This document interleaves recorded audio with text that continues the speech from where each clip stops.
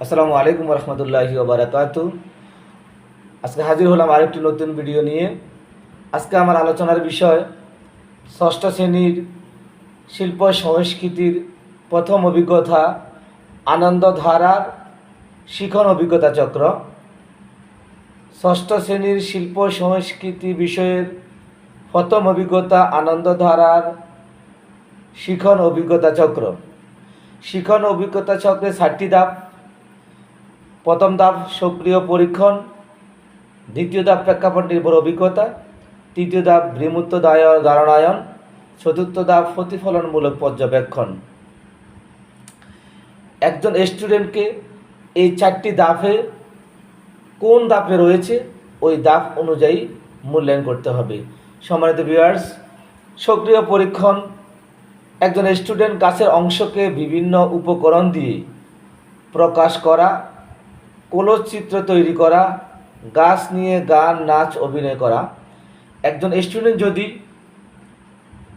তার প্রেজেন্টেশন সেই গাছের বিভিন্ন অংশকে বিভিন্ন অংশ দিয়ে উপকরণ দিয়ে তৈরি করতে পারে, কলচিত্র তৈরি করতে পারে, গাছ সম্পর্কে গান গাইতে পারে, নাচতে পারে বা অভিনয় করতে পারে, তাহলেই আমরা ওই স্টুডেন্টকে সক্রিয় পরীক্ষণ হিসেবে মূল্যায়ন করব। প্রেক্ষাপট নির্ভর অভিজ্ঞতা, একজন স্টুডেন্ট ভালো লাগা গাছটির বিভিন্ন অংশকে পঞ্চ ইন্দ্রিয়ের সাহায্যে উপলব্ধি করে অভিজ্ঞতা ও গভীর অনুভূতি অর্জন করবে। প্রত্যেকটি মানুষেরই ব্যক্তিগত পছন্দ থাকে। যে কোনো ব্যক্তির, যে কোনো স্টুডেন্টের যে কোনো গাছ পছন্দ থাকতে পারে। ওই গাছের পঞ্চ ইন্দ্রিয়ের পরিচয় এবং উপলব্ধি করে পঞ্চ ইন্দ্রিয়ের মাধ্যমে তার নিজের অভিজ্ঞতা এবং অনুভূতি প্রকাশ করবে।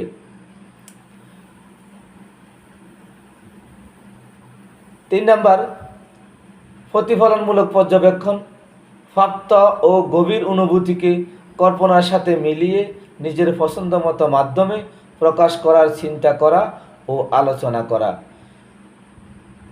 সক্রিয় পরীক্ষণ, প্রেক্ষাপট নির্ভর থেকে যেই বিষয়গুলো উপলব্ধি করতে পেরেছে, অনুধাবন করতে পেরেছে, চিন্তা করতে পেরেছে, সেই বিষয় অনুভূতিকে কল্পনার সাথে নিজের ছন্দের সাথে পছন্দের সাথে মিলিয়ে প্রকাশ করা মাধ্যমটাই হলো প্রতিফলনমূলক পর্যবেক্ষণ। এরপরে রয়েছে বিমূর্ত ধারণায়ন। গাছ সম্পর্কিত কল্পনাকে শিল্পকলা যে কোনো একটি শাখায় প্রকাশ করবে। এই গাছ সম্পর্কে শিল্পকলার উপস্থাপন কলা, চিত্রকলা, বিভিন্ন পর্যায়ের যে কোনো একটি শাখার মধ্যে বিমূর্ত ধারণায়ন মূর্ত করে প্রকাশ করবে। এই 4টি ধাপের যে কোনো একটি ধাপ যে কোনো একটি স্টুডেন্ট প্রকাশ করতে পারে, 4টি ধাপও প্রকাশ করতে পারে। আমরা এই ধাপগুলোর মাধ্যমেই স্টুডেন্টকে মূল্যায়ন করব। সম্মানিত ভিউয়ার্স, আজকে আমার আলোচনা এখানেই শেষ।